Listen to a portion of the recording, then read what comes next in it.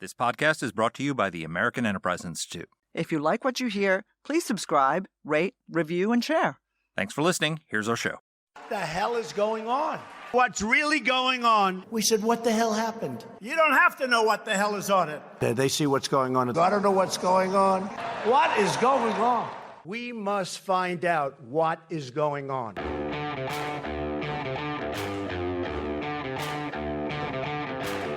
Hi, I'm Danielle Pletka. And I'm Mark Thiessen. Welcome to our podcast. What the hell is going on? Mark, what the hell? What the hell is going on is Donald Trump has cleaned up crime in the District of Columbia. We have what The Guardian calls the federal occupation of D.C. We're the new Gaza. I knew you would love that. I know, it's so awesome. But the mayor of D.C. seems to disagree, unlike the mayor of Gaza City, because the mayor of D.C. just signed a executive order having indefinite cooperation with federal officials and says that crime is down. You know, I find this amazing about Donald Trump.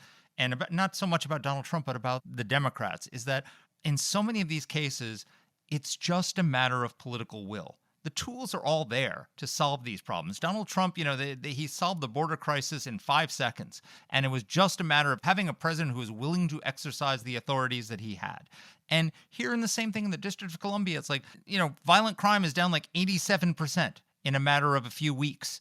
And it was just a matter of will. And Donald Trump, you know, and now D.C. officials are cooperating and they're thrilled with it. But why didn't they do that? Why didn't they ask the last president to do this? Why didn't they ask for it? You know, it's great that they've come around, but all these problems could have been solved in the same way under the Democrats, except they don't want to solve them. So I want folks to listen to the statistics about what the situation was in D.C. because Mark and I live here, and there is no question. Just to give you guys, you know, our non-D.C. denizens a sense, you know, when I get in my car, the first thing I do is not turn on the engine. The first thing I do is lock the door because carjackings are through the roof. Vehicle theft in Washington, D.C. was more than 3 times the national average. That makes our city, the capital of the free world, one of the most dangerous cities in the world. Carjackings increased by more than 500% from 2018 to 2023. Murders, kids, the number of juveniles arrested in D.C. every year, almost 30,000 crimes, 3,500 violent crimes, 1,000 assaults with a dangerous weapon. And guys, this is the District of Columbia. This is your fingernail on the map of the United States. This is not a giant state here that we're talking about. And again, the victims of crime are people who live in poorer areas, disproportionately black, and as our friends like to say, black and brown, not white people, right? And yet it is white people who object to, as The Guardian calls it, Donald Trump's occupation. It is absolutely insane. And, you know, I said this on TV the other day. I told you, Mark, it is absolutely incomprehensible to me, and I think to a lot of our friends on the left who see the Democratic Party consistently ranging itself with the 20% against the 80% in this country. On so many issues, issue after issue. Immigration, on crime, on foreign policy, on men and women's sports. I mean, just name it. Stunning. It is stunning, the political stupidity. But look, I want to give one more stat because I think before we get to our guest, because I think this will be particularly interesting for you, Danny. So you're a Middle East expert and you travel around in the region quite regularly. But many of our listeners, unless they're Middle East experts, would probably be a little bit worried about setting foot in Islamabad, Pakistan, thinking this probably is not the safest place. There's probably some Taliban wandering around or mujahideen types and all the rest of it. The DC murder rate is roughly 3 times that of Islamabad, Pakistan. I mean, if that doesn't tell you something's wrong in the District of Columbia, I don't know what does. And I will just add, so as we're recording this, we're a few days away from the 30-day deadline under the Home Rule Act, where Donald Trump's authority to do this in the District of Columbia is going to expire. He's going to push for legislation to extend that authority. And the Democrats, I think, in large number, even though the D.C. mayor is in favor of what's going on now because she's seen the results, are going to vote against it. You know what? Good for them. They will own every murder in the District of Columbia. They will own every carjacking. They will own if these numbers turn around when they force the federal troops to go away, they'll own it. So go ahead and deny him that authority. I dare you. One final note, and I think this is important, and I want to talk about this in the outro with you, and that is that the problem is this is not systemic reform. I get and I like to see the fact that crime is going down. I also like to see that, in fact, this does not require voodoo. This does not require magic. This does not require ranging people up against a wall and shooting them willy-nilly and hoping that the right one, let God sort them out. This is federal troops. But that's not, we can't control crime in Chicago and LA and New York and Washington with federal troops, at least not on a consistent basis. And that's why there has to be a lesson here. And that has to happen at state houses, because this is a temporary Band-Aid and it should just be an object lesson. The fact that it isn't an object lesson is more problematic because, yeah, you can notch one up for Donald Trump and that's great. But actually what we really want to do is notch one up for the safety of people who deserve to live without fear. So we'll talk about it in the outro, but just one quick point to respond to that, which is that you're right. But you know what? It's like the border. We do need systemic immigration reform, but you have to secure the border first. And It's the same thing with the crime problem. When Donald Trump, they've cleaned out 50 homeless encampments in D.C. and they're trying to find the other. You know what? It's now that you've cleaned them up, it's up to you in D.C. not to let them start up again. And if you do, it's on you. So cleaning up the problem solves it part of the way and then makes it easier to solve it in a more systemic way. So I think it's both. Right. Okay, so our guest, because Mark and I actually are not the experts here, per usual. Rafael Mangual, we've had on our podcast before. He's the Nick O'Neill Fellow at the Manhattan Institute. He's a contributing editor of City Journal, and he's a member of the Council on Criminal Justice. He's authored and co-authored a number of Manhattan Institute reports and op-eds on urban crime, jail violence, broader issues like criminal and civil justice reform. And in 2025, he was appointed to serve a second term as a member of the New York State Advisory Committee on the U.S. Commission on Civil Rights. He knows what he's talking about. Here's our interview. Rafael, welcome back to the podcast. Thanks so much for having me back. So I was reading The Guardian, and it says that Donald Trump is running a military occupation of the District of Columbia. Apparently, D.C. is the new Gaza. What the hell is going on? It sounds terrifying, doesn't it? I suppose The Guardian could have tried to do some actual reporting and talk to some DC residents, because every single one that I've spoken to over the last several weeks is absolutely thrilled with the piece. And even the ones that are not Trump fans, seem relatively unbothered. And so, yeah, I mean, I think this is going to be one of those issues where you're going to have one side trying to make political hay out of it, but they're really in an uphill battle on that front because the numbers don't lie. I mean, you've got major crime categories seeing massive decreases. The streets are cleared of encampments and open air drug use. I mean, this is all good stuff. It is great stuff. It's amazing. I think Mark and I, who live in the greater Washington, D.C. area, both of us in Virginia, but I don't think that either of us know anybody, I think almost literally, who has been untouched by this, whether it's carjackings or it's open-air drug markets or aggressive homeless behavior or it's just crime in general. But, of course, the main victims are not people like Mark and me and you. They're people who are poor.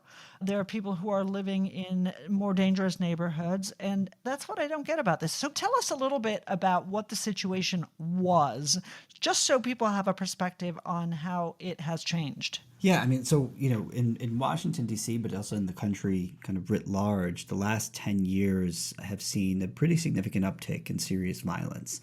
Now, when I say the country writ large, I mean in the aggregate, but of course, no one actually experiences crime in the aggregate, right? Your experience with crime, as you said, is going to depend very closely on, who you are, where you live, and sort of what time you're spending in the particular places that you frequent, either where you live or where you work, where you go to school. Most of the country does not have a crime problem. right? The vast majority of American cities, their residents are living in a place with a homicide rate close to zero.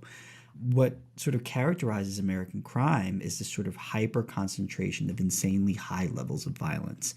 And Washington, D.C. is no different. And so in 2023, the district saw a massive spike in serious violence and homicides and carjackings and robberies. But that risk was not evenly distributed. It was concentrated in really tough neighborhoods in the city, places like Anacostia. And you see that pattern play out throughout America. So, what I really love about what the Trump administration has done is, they've brought to bear resources that have helped alleviate a problem that was primarily impacting the least privileged among us, right? The people who are dealing with the brunt of the crime problem in whatever American city you're talking about, whether it's Chicago, Washington, D.C., New York, Philadelphia, Los Angeles, San Francisco. I mean, it is a problem that primarily falls on the shoulder of low-income minority communities. And, for the Trump administration to come out and sort of expend the resources that it has expended on this problem, I think to me is the best evidence that this is in a lot of ways arguably the most anti-racist administration that we've had in a really long time, right? I mean, it reminds me of this conversation I had with a Chicago cop during a ride along. This is several years ago now. We were down on the south side of Chicago, and I was just sort of probing them about the race question. This is sort of in the post-Ferguson era. And one of the cops was a black gentleman, and I just asked him, I said, what's your thought about this sort of debate about racist cops? And he said, I know racist cops. But the racist cops I know, they all say the same thing, which is let them kill each other. They don't get out of their car. They're not proactive. They're not really trying to fight crime. They hate responding to calls. He's like, but the progressives want us to act more like the racists. Using his words now, he's like, but I'll never understand why they hold that position and think that they are the moral ones in this debate. And I think we're kind of seeing that same dynamic play out with this, because again, when you're talking about crimes like homicides, and I think DC at one point went 12 days without a single homicide for the first time in summertime in a really long time since this deployment.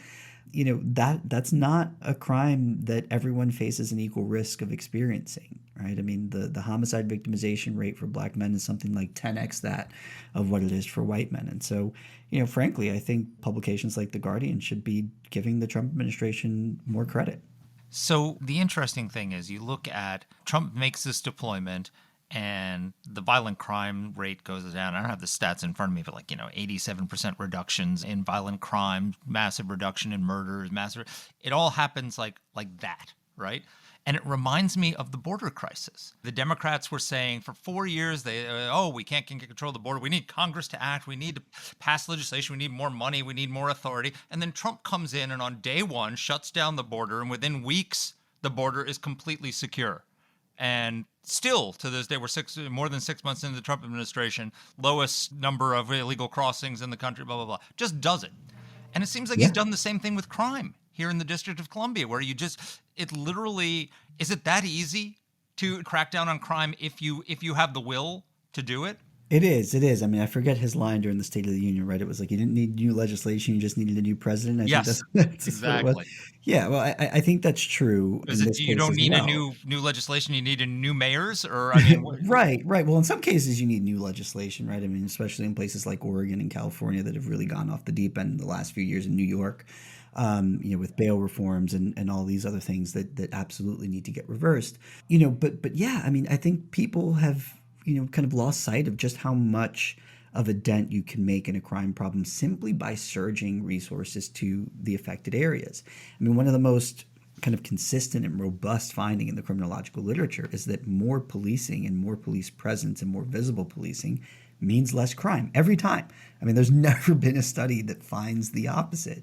The challenge for the Trump administration on crime, whether it's in Washington, D.C. or in some of these other cities that it's thinking about deploying resources to, is that, it's kind of a stopgap measure. You can't keep all of these people, all of these boots on the ground all of the time. We don't have those resources. Right? Eventually, these federal agents are going to be pulled back to their normal missions. These National Guard troops are, going to go back to their normal posts. The question is what happens in the interim? And this is where I think the policy debate can be advanced, because now Democrats who have kind of been, the sort of main opposition to tough on crime measures have a really recent example of just how beneficial it can be to have the kind of policing resources and proactive approach to policing in place with respect to crime. Maybe this is what they needed to actually, do the things that need to be done in order to extend the benefits beyond the period in which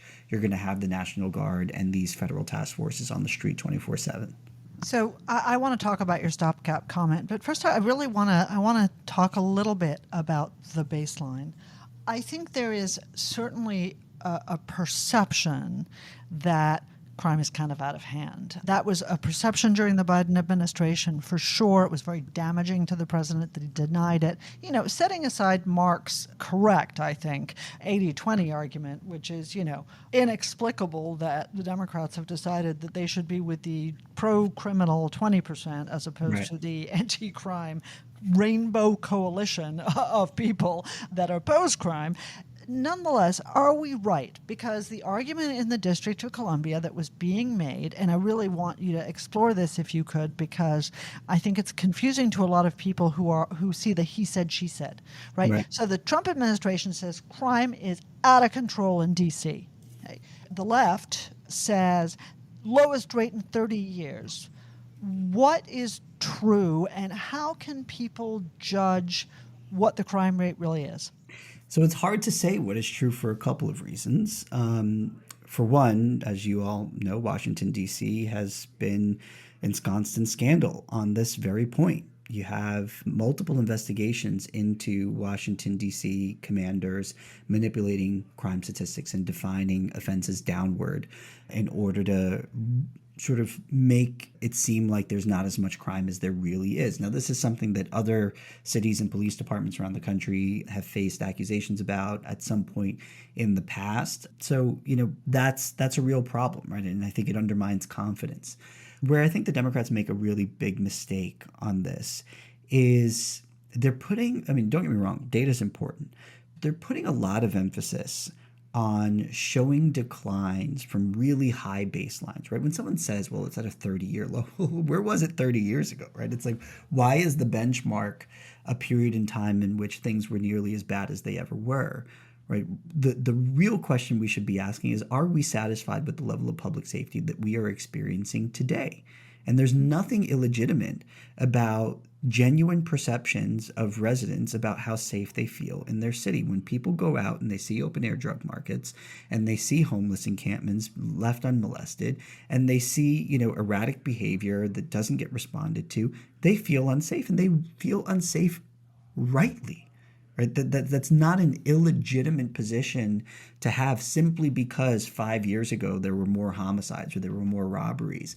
We tend to sort of confine our conversation about public safety to the same kind of, 7 crime measures, when in reality they don't capture anywhere near the full picture of how safe we are at a given point in time. They're usually aggregated at the city level, which is irrelevant, really. No one lives in an entire city all at once. Like I said, you experience crime based on where you are and when you're there. And most people are living and working in places with very disparate crime rates from other residents of the very same city. You can be in one neighborhood in a city like Chicago and, the homicide rate is 0. And then you can be in another neighborhood a mile away and the homicide rate is 136. 2 completely different worlds within the same city. So, you have the challenge of the sort of veracity of the crime statistics. You have the incompleteness of the crime statistics that are often relied on to make these arguments in one direction or another. But then you have a lot of these more nuanced things that do not get captured. So I was testifying on crime in D.C. before the House Committee on Administration back in 2024. This is, right after the 2023 crime surge. So you had homicides rise by some massive amount. I think it was like 30-something%. You had robberies up. You had carjackings up. And one of the things that I was saying in response to this very point that was brought up by one of the members on the committee was that, yes, we do see year-to-date declines in some of these measures. But here's the thing. If you're looking at a city like Washington, D.C., which, has a very big portion of its workforce working from home, you have to understand that the comparability of crime statistics now is much harder to do because we're living in a period of time in which fewer people are spending time in places where they might otherwise be victimized. So if you look at, cell site location data studies, cities like Washington, D.C. in 2023, we're seeing about 30% less foot traffic in downtown than they were pre-pandemic. You have ridership on the metro down, I think it was like 28% compared to pre-pandemic by the end of 2023. You have more people working from home, fewer people shopping in person, so more people using services like Amazon and Instacart for their everyday purchases that they used to make at CVS or at a local supermarket. And all of this means is that we now have to view our crime data, our raw crime numbers and measures, in light of the changes in the routine activities that we all engage in. And so some scholars actually tried to do this. So if you remember 2020, there was a massive spike in the number of homicides, right? Just about 30% increase year to year from 2019 to 2020. But almost every other violent crime category went down by a lot. Robberies were through the floor, burglaries were through the floor, felony assaults were through the floor. And a lot of people in the news were sort of saying, well, this is why, there's no real crime spike. This is just this anomalous spike just in homicides, nothing to worry about. So what researchers did, and specifically it was Aaron Chalfin, who's at the University of Pennsylvania, and a guy named Maxim Masenkoff, who is, I think, at the Naval War College. Don't quote me on his affiliation, but they did a study that was published in the Proceedings of the National Academy of Sciences where they looked at 3 cities, LA, New York, and Chicago, that saw declines in the raw number of offenses like robberies and assaults. And then they controlled using cell site location data for the amount of time that people were spending in public. And what they found is that once you control for that amount of time, even though those crime categories saw raw number decreases, the risk rate had gone up by about 30%. So a lot of these crime numbers just don't tell the full picture anymore in the same way that they used to pre-pandemic. That's a very big ask, I think, to get people to sort of integrate that level of nuance into our public conversation. But it, I think, can go a long way toward explaining why there seems to be at times a disparity between what the raw numbers say about a handful of crime measures and how people are reporting they feel. If, in fact, the raw numbers say that, it's not as bad as it was 10 years ago, but you go out and it feels as bad, part of that has to do with the fact that the risk conditional on the amount of time that you're spending in public is actually a lot higher than the raw numbers would suggest. Talking about perceptions versus data, right, which we're getting into here. One of the perceptions that I have, and I think what Danny was alluding to, is that we don't know anybody who hasn't been affected by this. If you had asked me, a couple decades ago, I would say, yeah, I don't know a lot of people have been affected by the crime. It was very segmented by neighborhood, and I feel like, just anecdotally through people I've talked to, who people have experienced carjackings and other experiences like that, that even though it's disproportionately in poorer neighborhoods, it seems like the crime is more dispersed and has entered into the more affluent areas than it had decades ago.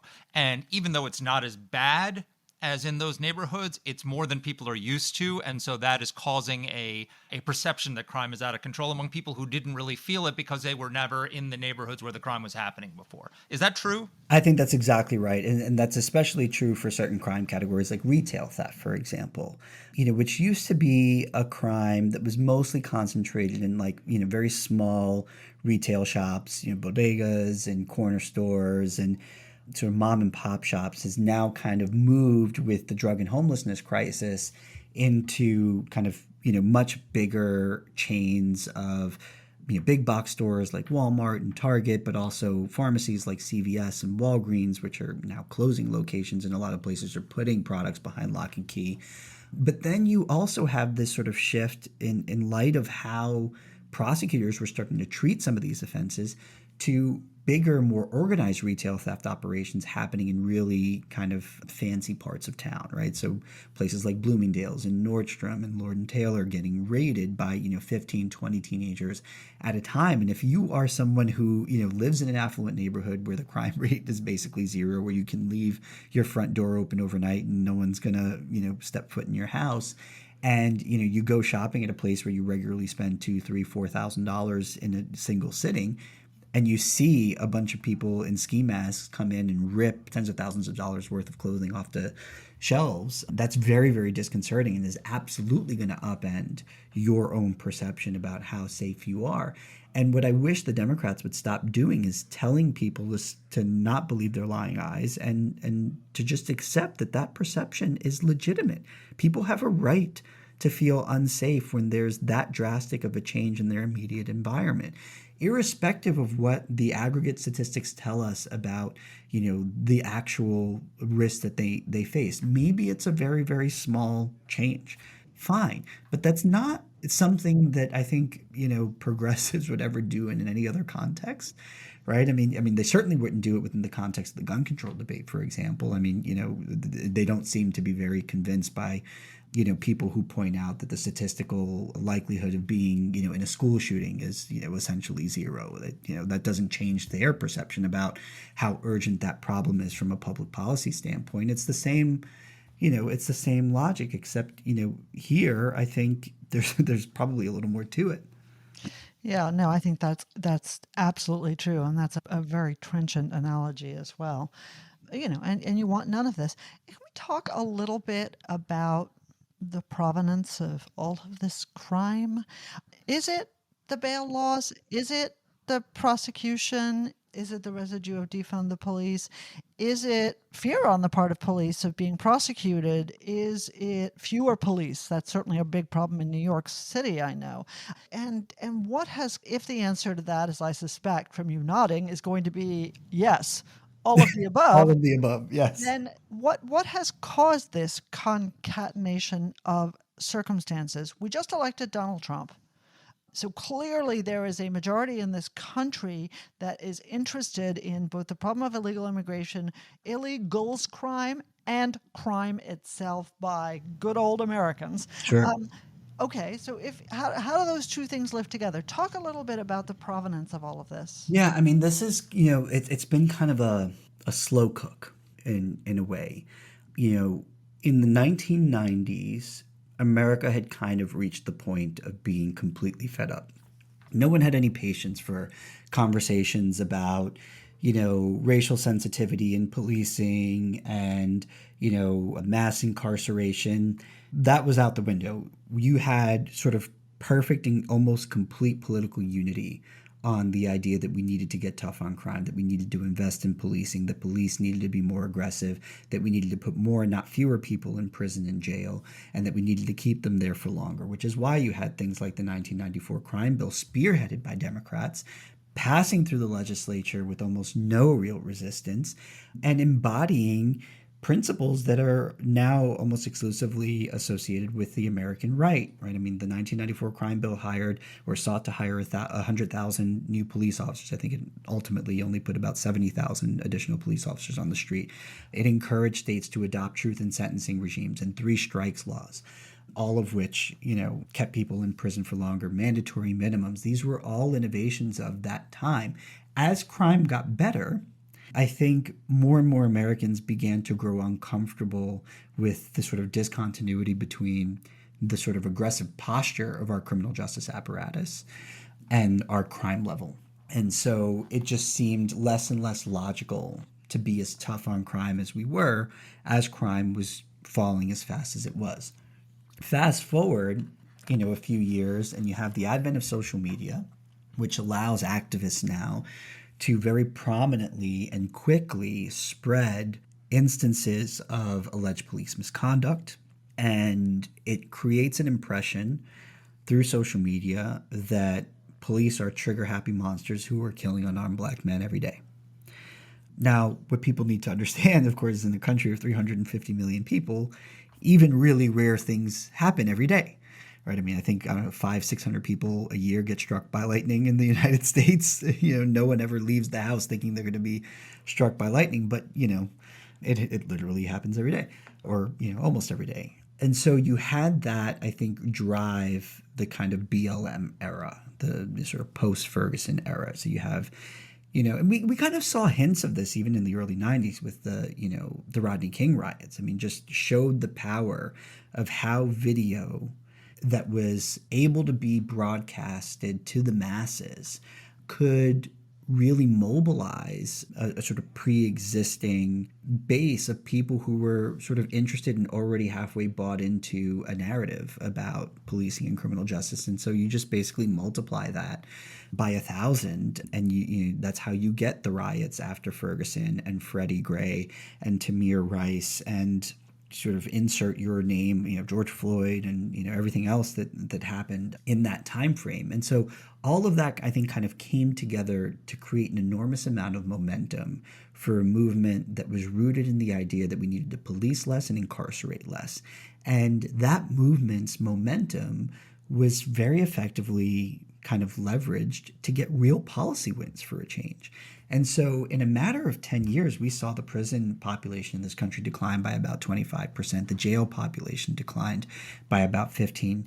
The number of arrests police were making declined by about 25%. You started to see the development of what everyone now refers to as the recruitment and retention crisis in urban police departments, where it was getting harder and harder to get recruits, and more departments were lowering standards, getting rid of tattoo policies, grooming policies, lowering their education requirements, no longer considering things like past drug use or misdemeanor convictions as automatically disqualifying.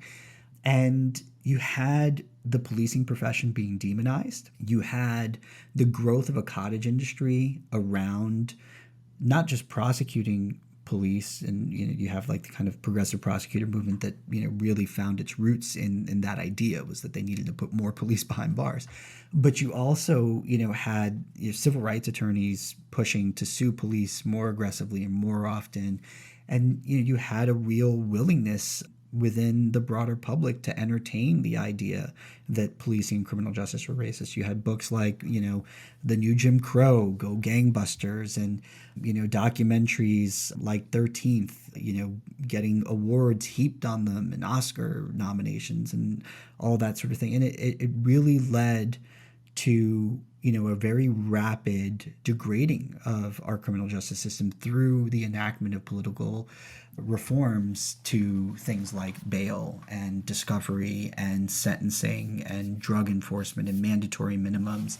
It led to a point where you almost had 75 million Americans living in jurisdictions with a progressive prosecutor, right? Someone who literally runs for office as a prosecutor on the claim that they will not prosecute certain categories of crime, that they will keep people out of jail in prison, that they will go after cops. And that all of that came together to send a signal. And it's why we got the recruitment and retention crisis. It's why police that are still on the job are more reticent when they're out in the field, because they don't feel like they have the backing of not just their political leaders, but also of the community writ large. You're getting marched on every time something goes wrong, even in cases where they didn't do anything wrong, but it just looks bad on camera. And, unfortunately, the public was misled in a lot of ways. I mean, that's why you have, survey results showing that like some enormous portion of the American population believes that like 10,000 unarmed black men are killed every year by police, when in reality, the real number is like 15 to 25, depending on the year. And so all of that. Or less than lightning strikes. Yes, a lot less than lightning strikes. And so, like I said, it was a slow cook. You have to kind of give credit to the other side because they were incredibly persistent. They played the long game. They built a narrative, and they wielded it effectively. I just want to follow up with a quick question. It's not a quick question, but I'm lying. But I'm interested. Welcome to my world, Rafael. Yeah, there we go. Right. But you're a captive audience, so I can indulge myself. It's our podcast, damn it. So I understand, and I agree with you. Credit to Soros and company, because they understood that you can pay for this, and by paying for it, you can win. And bad on us for And you can failing. bypass legislating by just Right. all you got to do is elect a. You taught me that, Rafael. You just Yep. you just elect a low turnout election, low Yep. money election. You elect a DA who's not going to enforce the law, and you don't have to go through the trouble of lobbying the legislature. That's exactly That's right. exactly right. So I'm interested in actually the byproduct of this. Our colleague, who I'm sure you know, Nick Eberstadt, has written a great deal about the problem of Black men and incarceration. And he noted, and this was a really, really big deal in like 2008, 9, 10, and then just fell off the radar. And then very big in the first part of the Trump administration, big thing for Jared Kushner and others, and then Yep. fell off the radar again. And this is, okay, there are a lot of Black men in prison. There are a lot of people in prison. What happens to ex-felons? And the answer is, right, nobody gives a shit, actually, right? Nobody cares about these people at all. Nobody cares about rehabilitation. Nobody cares about keeping numbers. We don't have any idea, right? You're excluded from the voter rolls in some states, most states, thank God. But we don't have any idea. I would think that in addition to an obsession with the idea that 10,000 Black men are killed by cops every year, innocent Black men, of course, are killed by cops every year, that also this is a population that no one cares about. But that's not true, is it? Has anything happened that I've just stopped paying attention to because I didn't talk to Nick? No, I mean, I don't think it's true. Look, there are a lot of people who say that we don't do enough on the rehabilitation front. I'm skeptical of that position because I think a lot of people are unaware of the massive amounts of investments that are made every year into rehabilitation programs. The problem is that most of them don't work, and it's become kind of a grift. So you have all of these NGOs who are providing these services that are not held to any standard or measure of success. And so you have programs that have already been evaluated in other parts of the country, even sometimes other parts of the same state, that are still getting grant money, to do anti-recidivism programming, despite the fact that we shouldn't expect it to work. The other thing is that rehabilitation's hard. It's just hard. No one wants to admit this. The Manhattan Institute, actually, we just published a review of the literature some months ago. They kind of looked at just how difficult it is to actually rehabilitate prisoners. And when you're talking about prisoners, you have to understand these are, the typical American prisoner is someone who's got between 10 and 12 prior arrests and 5 and 6 prior convictions, meaning that they've probably committed, 100 felonies that they weren't caught for. These are not people who are just one-off criminals. These are deeply antisocial individuals who have dedicated themselves to a lifetime of criminal offending. That's very difficult to undo through a program that's going to be administered over a short period of time, to a captive audience who's eventually going to get back out, which is one of the reasons why the most common thing that happens to ex-felons when they get out is that they go on to reoffend, right? The recidivism rate in this country is about 83%, meaning that about 83% of released state prisoners will be rearrested for a new crime at least once over the 10 years after their initial release. On average, they're going to be rearrested 5 times, which of course is just, an undercount of how much crime they actually commit, because most crime doesn't get reported and most reported crime doesn't result in an arrest. So yeah, it's really difficult, to rehabilitate people. I don't think we have any clue how to reliably rehabilitate populations. We have some programs that show some promise for some period of time in some places that are impossible to replicate. We have other programs that show promise and then they get lots of attention and money thrown at them, and then you dig in and you realize that there are a ton of problems with it, like there's a massive selection bias, right? So some programs, exclude people who, were convicted of certain types of offenses. Other programs require prisoners to opt in. So you're already dealing with a subset of people who might be more amenable to change because they've opted into the program and they've taken that care.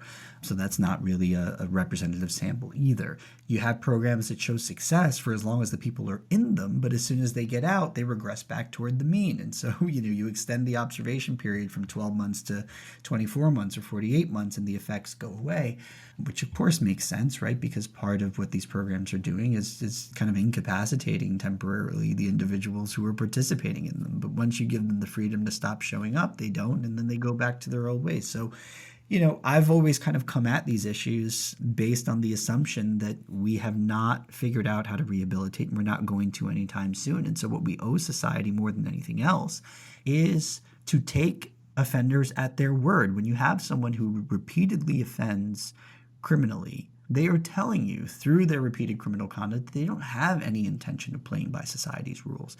There is a point beyond which it becomes irresponsible for us as pro-social members of American society to fail to heed their warnings, right? And part of the sort of moral claim I'm making here is again, based on the fact that the risk is not evenly distributed. It'd be one thing if, the people sort of making these decisions and pushing this ideology were in the same boat as the people who are going to be experiencing the brunt of the crime problem, but they're not.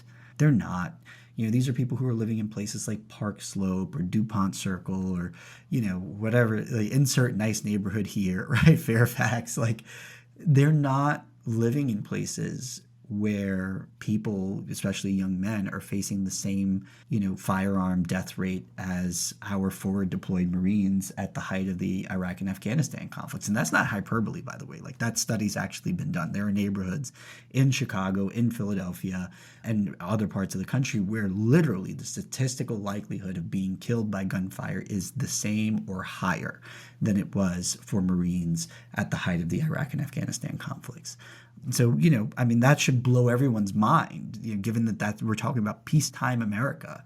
And it doesn't. And I think part of that is because of how compelling the narrative that's been spun up over the last quarter century is for a lot of progressives who are very good at storytelling and convincing people that the right thing to do, that the moral thing to do is to feel sorry for the people who are wreaking havoc on these communities. And I think at the root of that is a genuine belief on the part of a lot of people that crime is driven by socioeconomic deprivation and not by anything like evil or antisocial dispositions. And this is sort of the fundamental disagreement between those of us on the right or left, to the extent that that dichotomy is useful on this issue. And you see it in Zohran Mamdani's campaign here in New York City. Every time he talks about public safety, he talks about addressing the failures of the social safety net. Just go back and look at his speech. Every single time crime comes up in a conversation, he uses that phrase, addressing the failures of the social safety net, as if we could just wish crime away by engaging in more social welfare spending. But here's the thing. In New York City, we have a record on this. We went from 2,000 plus murders a year to fewer than 300 murders a year in a matter of a quarter century. We didn't solve poverty. We didn't figure out education. We didn't, address any of the, economic inequality. In fact, economic inequality got worse.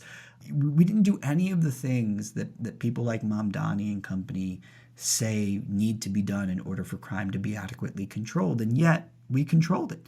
We got one of the biggest cities in America whose name had become synonymous with disorder and mayhem and murder to the point where movies like Death Wish were being made on a near yearly basis.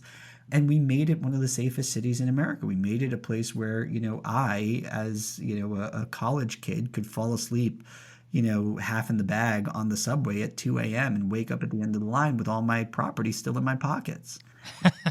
that I'm not sure that would work today. No, right. And so, we've seen these fluctuations, occur independent of our progress on any of the social problems that a lot of progressive Democrats believe need to be fixed in order for us to make any real dent on the crime problem. So I want to get to Mamdani and I want to get to some of the other cities. But before we leave this topic, something you talked about with some of these recidivism programs about having selection bias, I actually don't think that's a bad thing, because I think rehabilitation should be focused on the people who want to be rehabilitated and who self-select to be part of those programs. I look at programs like the Doe Fund in New York, which has been enormously successful. You have to be willing to live there. You have to be clean of drugs. Punish if you have to clean up the streets for 6 months. Be willing to do that. If you fall off the wagon, you lose your chance to work. But you have to want to be there in order to be in that program. And so those people I want to rehabilitate, and the other ones who are sociopaths who don't really want to be rehabilitated, let's lock them up and throw away the key.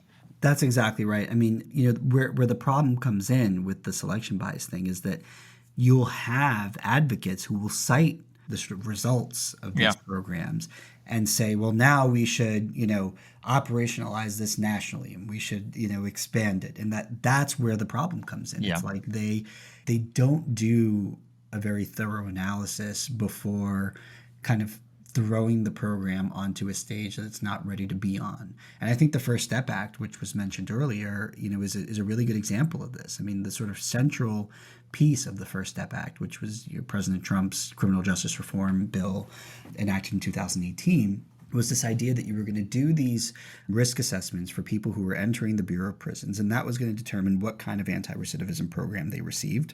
And as long as they complied with the programming, they would get extra good time credits and be able to get out sooner. The problem is that, there was nothing in there that said, hey, we're going to evaluate these programs and see whether they actually work, and the ones that don't work are going to go away.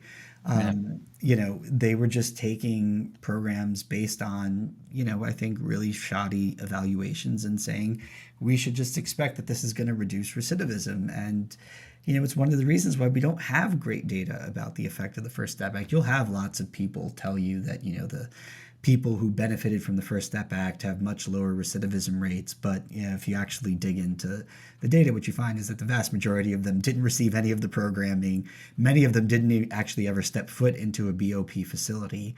They were just released directly onto probation. And almost all of them fell into the lowest risk category, which is not really the population we're worried about. So let's talk a little bit about what happens next with DC and what happens next in terms of other cities. So DC, as we record this, we're days away from the 30-day deadline under the Home Rule Act coming to expire. And Mayor Bowser has signed an executive order having indefinite cooperation with the administration. So she seems to be on board now with this. But DC is in a unique situation because it does have a Home Rule Act because it's a federal city. So the federal government has unique powers. But President Trump is talking about employing the National Guard to Chicago, where the governor and the mayor are not at all interested in cooperation. Maybe New Orleans, he's talked about, with a state with a Republican governor.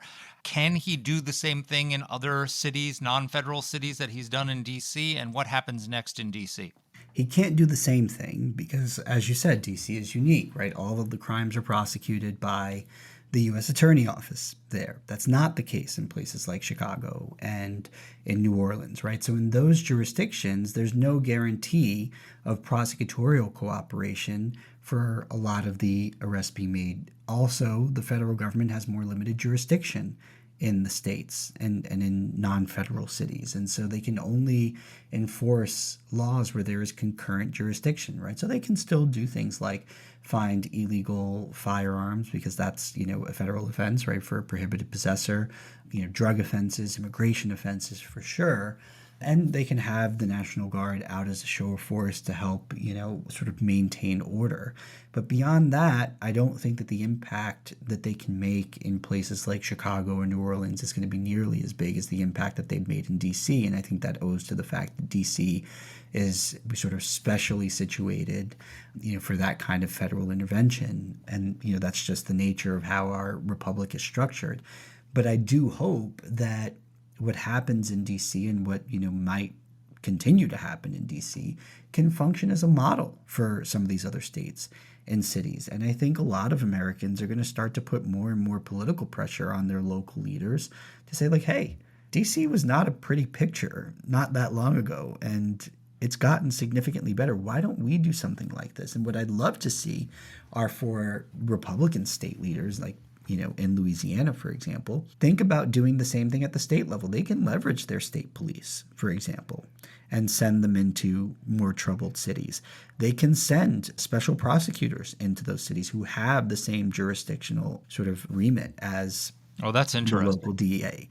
So the same authority that the president has in D.C. DC, the governors do in some of these states. In some of these states, exactly. That's really it's going to vary state by state depending on the state constitutional limitations on that sort of thing, right? But and there are other things that governors can do. I mean, we saw it with DeSantis, right? You can sort of pull DAs who've been elected, although like in Florida, they're able to run for re-election, and if re-elected, then you can't do it again. So. But yeah, I do think that this can be a model for states, and I hope it will be. So, exit question for me, Rafael. I do a weekly show with my good friend Elise Labott, and Elise and I are talking about what it is we're going to be discussing. And she's a little bit up in arms about the fact that Donald Trump ordered that a drug smuggler's boat in international waters be headed for the United States be taken out because, somebody loves these Venezuelan drug You dealers. mean a narco-terrorist boat? Right. Yeah. Well, that I think is exactly the right distinction here, right? I mean, this is not just a drug boat, right? Tren de Aragua is a designated terrorist organization. Amen. That makes it, I mean, so either every president in recent history is a war criminal because they've all done fatal strikes on designated terrorist organizations, or Tren de Aragua is somehow different. Yes. Well, I think it's Donald Trump who's different, not Right. Nicaragua. I think that's exactly right. So I don't find that particular argument compelling. And I think if people kind of learned a little bit more about just how vicious and organized gangs like that were, they would understand the designation, and I think would be a lot more open to the kind of action that was taken. All right. Well, exit question from me. You're with the Manhattan Institute, which Yes, means you're sir. in New York. Yep. And you're about to be living in the new Mamdani era.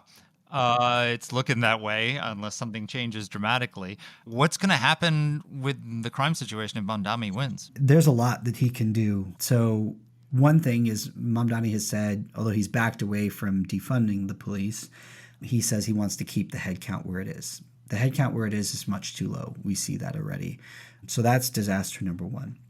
Disaster number two is he wants to get the NYPD out of traffic enforcement, which is terrible, in part because what I don't think people like Mamdani understand, or what they probably do understand and just don't care about, is that in New York City, about 40% of all of our gun arrests begin as traffic stops. If you take the NYPD out of traffic enforcement, there's no way to get those guns and gun toters off the street. I also think that Mamdani would sign a bill from the legislature, from the city council, to get rid of the New York City Police Department's gang database, which it is considering actively. They know that the current mayor, Eric Adams, is definitely going to veto that. I don't know if they have a veto-proof majority, but I don't think they would get a veto from Mamdani. I think that he would sign that, and I think that would also be a disaster. The NYPD PBA is going to be renegotiating their collective bargaining agreement in the next mayoral term. How Mamdani approaches that, I think, is going to be very meaningful for the future of policing in New York. And, I don't think Mamdani will continue to be a voice for pushing back on some of the more aggressive state-level reforms that we've seen in the last few years, in the way that Eric Adams has been, pushing for changes to bail reform, discovery reform, involuntary commitment, that sort of thing. So it's going to be a very different New York than the one we live in now. And that's just, considering the things that are in his sort of immediate sort of grasp. But I do think that he is a more aggressive thinker than a lot of other people who have held that office. And I think he's going to try to do as much as he can. And I don't believe for 1 minute that he has changed his mind about, defunding the police or abolishing jails and prisons.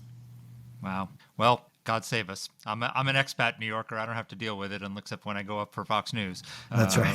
Yes, I know, but good luck to the rest of you. My daughter lives in New York. It's between that and the anti-Semitism and the everything else, we're going to need all the luck we can get. So it's going to be closer to living in Gaza or London than it is to living in America. But hey, good luck. On that, we're going to have to rename it the Leningrad Institute. There you go. There you go. Rafael, as usual, fantastic. And so just always a great object lesson. We learn so much when we talk to you. Thank you very much. Thank you. It's always great to chat with you guys. Take care. So, Danny, what do you think? So let's talk a little bit more about the Band-Aid. I actually think that you're right. You're totally right on the border. You can't fix it until you stop the problem. And once you got the problem, you can start talking about it. Unfortunately, I don't think we're going to. I think we're just going to yaw back and forth. But on crime, look, this is something where I think that, yes, of course, it's about political scoring points. But at the end of the day, it really should be a campaign on the part of people who support what the president is doing right now, Democrats included, D.C. Mayor Bowser and others, to really do something about the underlying problem. And that is all of the things that we talked about, whether it is the drugs, it is the insufficient number of police, it's the Soros DAs, it's the cash bail, it's all the rest of that. And we need that campaign to happen. And I wish the president would take this and sit down in the Oval Office behind the Resolute desk and say, okay, we saw this happen in D.C. Don't tell me it can't happen. But I can't fix everything for you. That'd be a good Donald Trump line. I can't fix everything for you, even though you think I can. And you need to do more. I'd love to see him do that.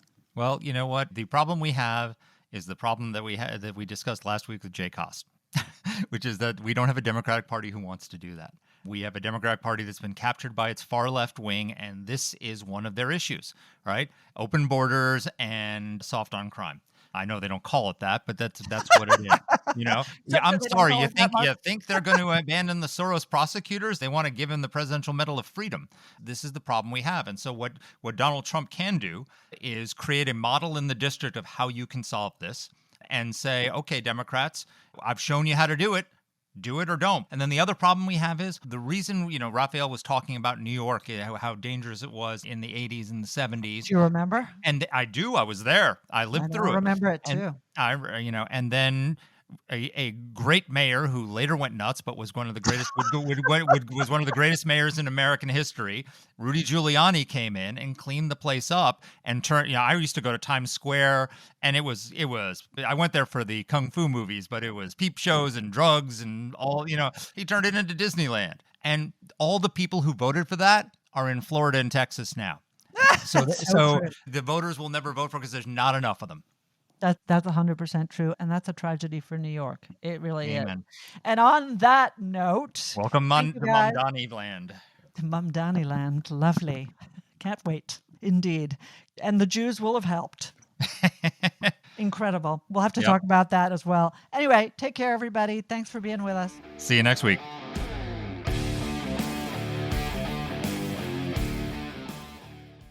Let us know what topics you'd like us to cover. You can get in touch with the show by emailing us at whatthehell@aei.org. Or you can reach us on Twitter. I'm at @dpletka. And I'm at Mark Thiessen. That's Mark with a C. Please rate and review the podcast. If you like the show, please subscribe, share it, comment on Apple Podcasts, or wherever you're listening to this. Thanks for listening.